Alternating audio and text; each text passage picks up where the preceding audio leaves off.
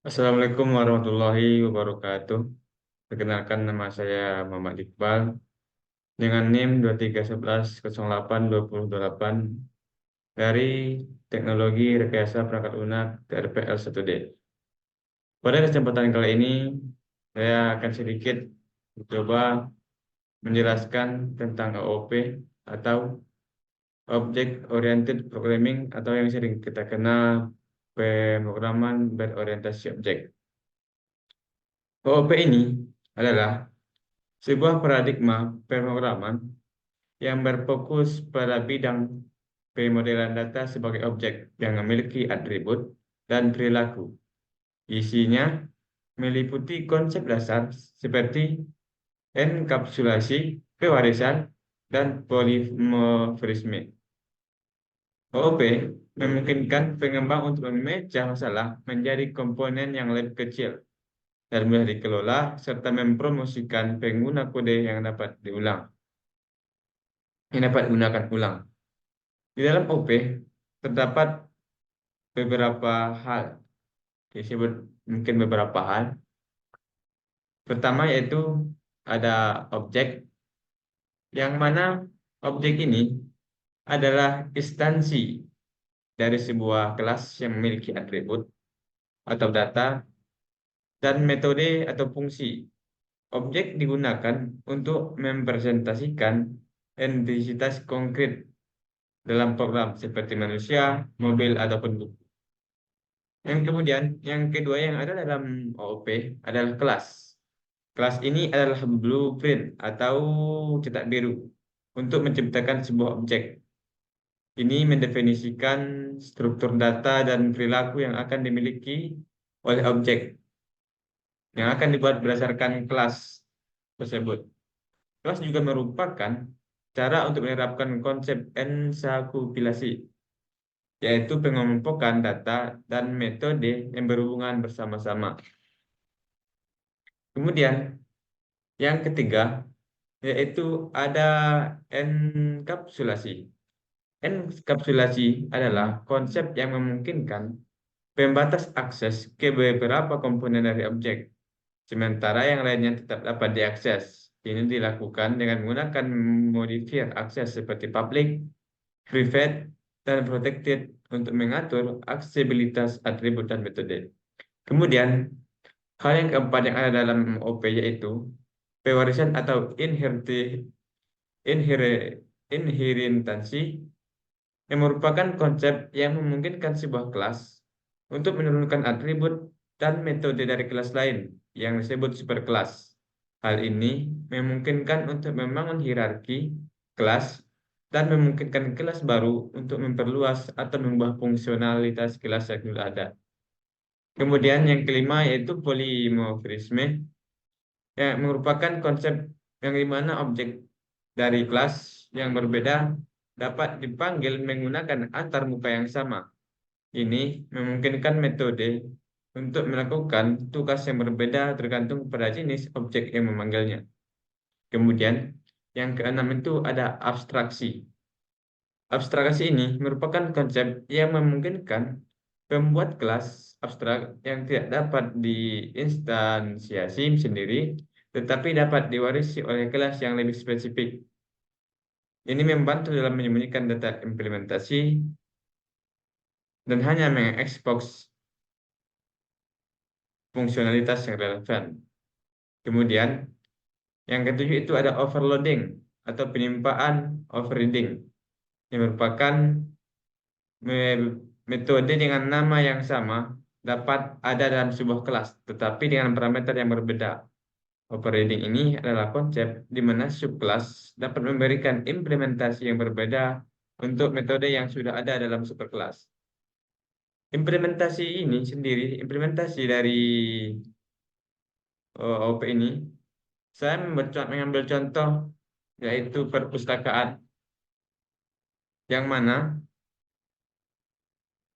dari perpustakaan ini akan dapat mengakses, yaitu yang pertama ada kelas yang dapat memberikan penambahan buku yang baru. Kemudian yang kedua, dapat mengakses peminjaman buku. Dan yang ketiga itu ada pengembalian buku. Baik, kode program yang saya buat ini itu sebagai berikut.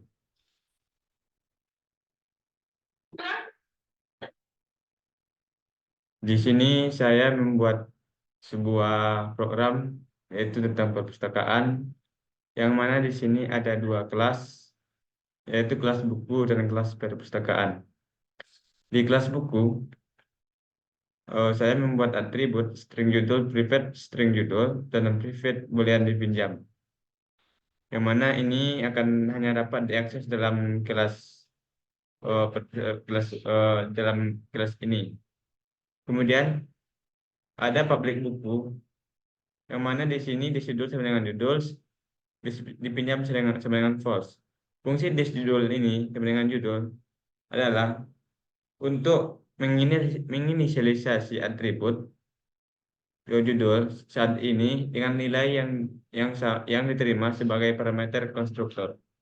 Kemudian dipinjam sama dengan false, artinya dipinjam yang dipinjam belum ada karena ini baru program yang pertama.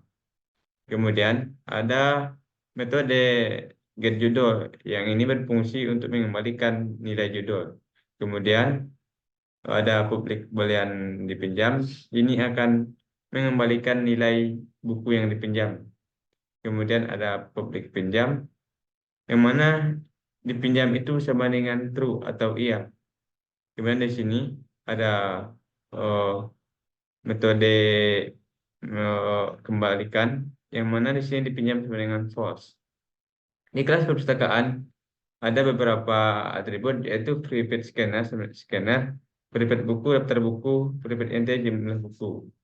Kemudian ada metode public perpustakaan, yang mana ini akan menampung daftar buku yang dimasukkan di dalam perpustakaan. Kemudian ada metode tambah buku, yang mana ini berfungsi menambahkan buku yang datang. Nanti ini akan diinputkan oleh user, yang mana apabila jumlah buku kurang dari daftar buku, maka daftar buku akan terus ditambahkan.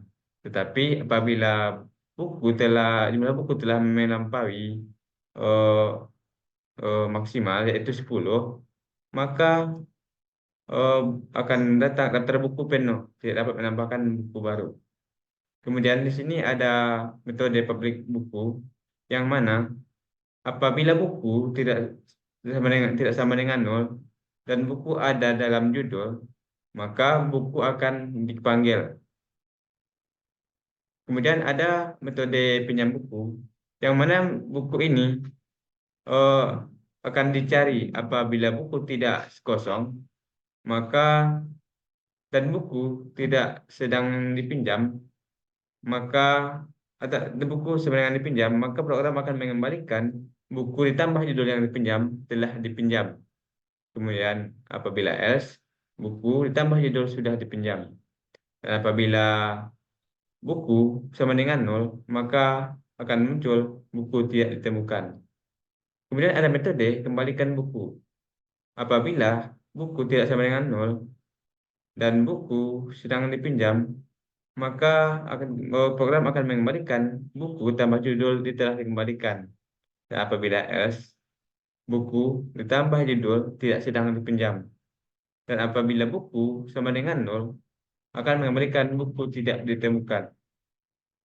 Kemudian di kelas utama akan ada eh, pilihan, yaitu 4. Yang pertama tambah buku, pinjam buku, dan kembalikan buku. Yang terakhir keluar. Yang mana apabila eh, si user memilih satu, maka akan pergi ke metode tambah buku, yaitu di kelas perpustakaan. Apabila user memilih dua, maka eh, akan user akan meminta untuk memasukkan judul yang ingin dipinjam, dan buku yang dipinjam ini akan masuk ke kelas perpustakaan di metode pinjam buku. Kemudian apabila pilihan yang ketiga, dia akan mencari judul yang ingin dikembalikan. Di sini akan diinputkan oleh user. Ini akan masuk ke kelas perpustakaan, yaitu di metode kembalikan buku. Kemudian apabila dia milih 4, maka program akan berhenti. Contoh dari hasil program ini yaitu sebagai berikut.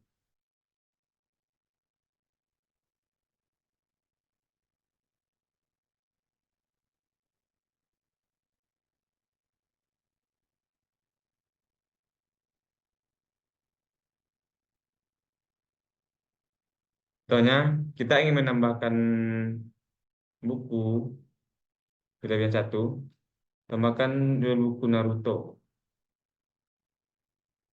Maka program akan mengoutputkan buku Naruto telah dikembalikan ke dalam perpustakaan. Kemudian kita akan pilih menu kedua, yaitu meminjam buku. Contoh kita akan meminjam buku Atomic Habits. Atomic Habit. Di sini eh, program akan memberikan buku tidak ditemukan. Kenapa? Karena kita belum menambahkan buku Atomic Habits ini ke dalam perpustakaan. Nah, kita cobakan untuk meminjam buku yang telah ada di perpustakaan. Contohnya kita akan meminjam buku tadi, yaitu yang sudah kita masukkan, yaitu Naruto. Maka program akan menampilkan buku Naruto telah dipinjam. Kemudian kita akan pilih nomor 3, yaitu mengembalikan buku. Masukkan judul buku yang ingin dikembalikan. Contohnya kita ingin mengembalikan buku Atomic Habits. Maka buku tidak ditemukan karena kita tidak meminjam buku Atomic Habits. Tapi jika kita mengembalikan buku yang telah kita pinjam, yaitu tadi kita pinjam Naruto, maka program akan mengoutputkan eh, buku yang dikembalikan. Sekian mungkin yang dapat saya sampaikan. Apabila ada kesalahan, saya mohon maaf. Wabillahi taufiq wal hidayah. Wassalamualaikum warahmatullahi wabarakatuh.